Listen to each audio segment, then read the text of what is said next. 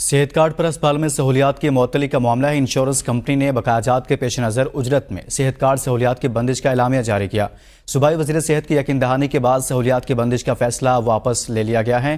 صحت کارڈ پر اسپتالوں میں سہولیات کی معطلی کا یہ معاملہ ہے۔ اس خبر سے متعلق مزید تفصیلات جانتے ہیں نمائندہ ABN نیوز محمد فیاض سے۔ فیاض، بتائے گا اعلامیے میں مزید کیا کہا گیا؟ جی بالکل، یہ محکمہ صحت خیبر پختونخوا کے سرکاری اسپتالوں میں صحت کارڈ کے حوالے سے علاج معالجہ کی سہولیات جو ہے وہ معطل کی گئی تھی، کیونکہ انشورنس کمپنی کے ذمہ جو ہے وہ تقریباً 12 ارب روپے سے زائد بقایا جات ہے، اور اس بقایا جات کی مد میں جو ہے سہولیات معطل کرنے کا فیصلہ کیا گیا تھا، اور باقاعدہ طور پر انشورنس کمپنی کی جانب سے اس حوالے سے نوٹیفیکیشن بھی جاری کر دیا گیا تھا۔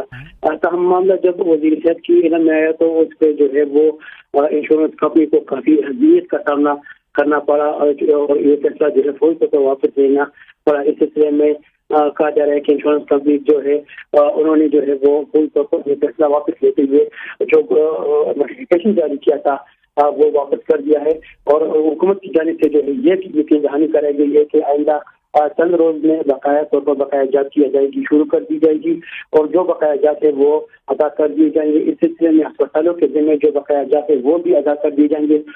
اس یقین دہانی کے بعد جو ہے انشورنس کمپنی نے اپنا جو نوٹیفیکیشن ہے وہ واپس لے لیا، اور کہا جا رہا ہے کہ اس وقت جو ہے دوبارہ سہولیات جو ہے شروع کرنے کی اجازت کر دی گئی ہے۔ تاہم ابھی ذرائع سے معلوم ہوا ہے کہ انشورنس کمپنی کی